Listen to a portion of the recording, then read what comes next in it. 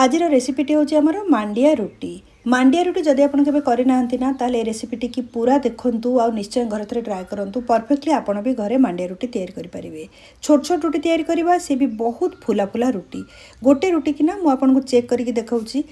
रुटीटा जदि properly fully ताले दी side रे हाथ रे एमती आमे जदि चिरुचे ताकू ना दी साइड पूरा अलग हो जाए आपन देखि पारुथिबे। बहुत बढ़िया रेटा फुली आउ सॉफ्ट भी ऊपर मु तेल कि घी एथिरे किछि यूज करनी खाली डो को तैयारी कला बेले जेतिकी मु तेलर यूज करथिली। ताले चलंतु मांडिया रुटी वर्तमान आमे बनेबा सेथि पई कि मु एठी गोटे ताटिया नै जाईची मांडिया चूना। एक्चुअली मेन आर जो रेसोटा डिपेंड करूची आपण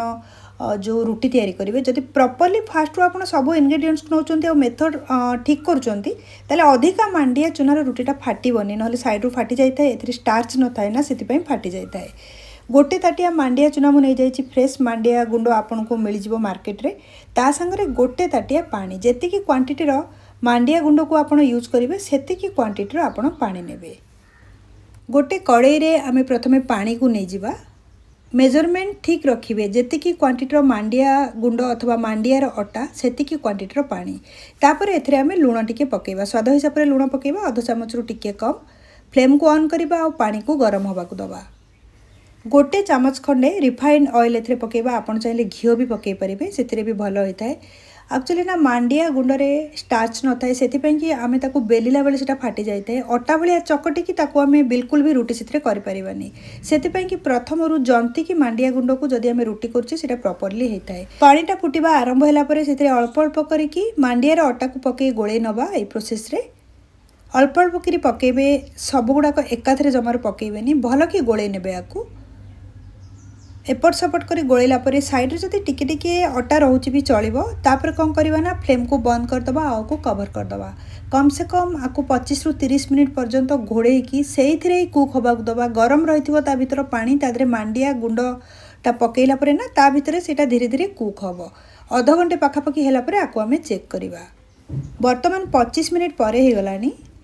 प्रॉपर्ली सेट हो सारी जो मांडियार अटाटा हाथ रे एबे देखला बेल को जना पड़ची एटा एबे भी बहुत गरम अच्छी गोटे थाली को काढ़ी नवा मांडिया चूना को साइड रू आपन देखि पारथिबे टिके टिके एबे भी अटा एथिरे अच्छी किछि प्रॉब्लम नहीं प्रॉपर्ली जनताटा जदी होची रुटीटा भी बहुत बढ़िया होताए। एबे कोन करबा ना आकु चकटिबा हाथ रे भलो कि चकटिबा जेते बढ़िया रे चकटिबे बेला बेल को हल्का हल्का फाटिबो साइड रे जड़े जड़े कोन करतांती ना जंतीबा समय रे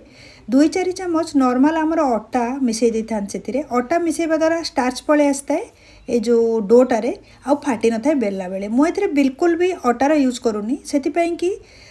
कससली आकु टिके करिया पड़िबो प्योर मांडिया चूना बेलिबा भारी कष्ट होइताए फाटी जाइताए बहुत पतला भी हेइ न थाए हाथ रे आकु चकट दबा भलो कि आउ कई ना एथिरे तेल पकई थांती किंतु तेल पकेबेनी जदि लागिबो आपनको बहुत काठुआ हाथ रे टिके पानी छिंची देबे पानी छिंची कि आकु चकट देबे सॉफ्ट पूरा हेला पर्यंत 3-4 मिनिट पर्यंत हाथ रे चकट नेबे। एबे अटाटा बहुत बढ़िया चकटी हो सारे आप देखिपे टेक्सचर पूरा नॉर्मल जो आम आमर गहमर अटा चकटू रुटी पाई कि नॉर्मल से प्रकार टेक्सचर पलि आस सॉफ्ट भी होती एथिरे कौन करवा ना गुड़ा करवा बड़ बड़ गुड़ा जमा करवानी अथवा बड़ रुटी भी करवानी बहुत बड़ रुटी कले बेलिया को कष्ट हम सेकिया को भी कष्ट हम से छोट छोट गुड़ा करवा जोटा कि पूरी ठारू टिके बड़ गुड़ा और रुटी ठारू छोट प्रथमे 4टा को बेलिबा आ बाकीटा को घोड़े की रखीदबा ना ऊपर सुखीजिव जमती जमती आम बेलिकी सब रुटी करवा सेमती आपको बाहर करके ताटियारू पुणी थे गोला करवा ये 4टा गुड़ा को प्रथमे गोलाकार देदबा ये प्रोसेस जमती नॉर्मल आम रुटी परटा करथाउ। बेलना पेड़ी उपर टिके अटा नहीं जावा आपन चाहे मांडियार जो अटाटा को पकईकी भी बेली पारे मुझे गहम अटा माने आमर नॉर्मल अटा जो रुटी व्यवहार हुए सेटा को नौची बेलिया पाई धीरे धीरे बेलिबा जमा भी प्रेशर देवेनि अधिका काठीर नहले नहीं सेटा फाटीजिव ना साइड रु तेढ़ामेढ़ा हो धीरे धीरे करिकी बेलिकी पतला करी तैयारी करवा जेते पॉसिबल पतला करवा अति अधिका भी करेनि ना फाटी जाई पारे साइड रु हल्का हल्का क्राक आसुची आपन देखि पारुथिबे। वर्तमान गोटे रुटी को मु बेली देइछि देखंतु बहुत पतला होइछ बढ़िया रेटा तैयारी होइछि। तावा को मु गरम करिया पई कि रखी देइथिली एबे गरम हो सारछि सेथिरे रुटीटा को पकई नबा टिके समय देकी स्लो मीडियम फ्लेम रे उल्टा पुल्टा करके सेकिबा कहीं ना कौन होची ना नॉर्मल रुटी बहुत पतला होता है जल्दी सेकी जाता है मांडियार अटाटा ही सेमतिया भल कि सेकी न था टाइम लगी था जदि जल्दी जल्दी आपन करेंगे ताले कंचा रही ना फुलबनी ସେଥିପାଇଁ ଟିକେ ଟାଇମ୍ ଦେଇକି ଆକୁ ଏପଟ ସେପଟ କରିବା। डायरेक्ट तावारे भी आपको सेकी पारे, किंतु जदि फ्लेम ऊपर रखी नॉर्मल रुटी भाई आम करुचे ताहले एटा भल कि फुली थाए। बहुत समय जमारू रखिबेनी, एपट सेपट करके सेकी नवा। आप देखिपे बहुत बढ़िया एटा फुलुची।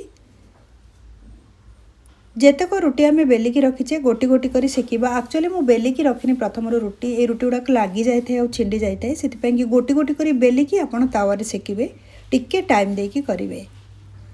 गोटी गोटी करी सबू रुटी को सेकिकी मु गोटे प्लेट्रे नहीं जाइए और रुटी कलापर ना फटाफट ताको घोड़े देवे जहाँद्वारा गरम रहिबो रुटीटा। गोटे रुटी को आम चेक करवा ऊपर रुटीटा सभा लास्ट में जोटा करी। एमती तो कलरटा मांडियार नॉर्मल थाए, जदि आप टिके घी कि तेल पकाउछन्ति ताले अलगा कलर डार्क होकर पड़े आसे।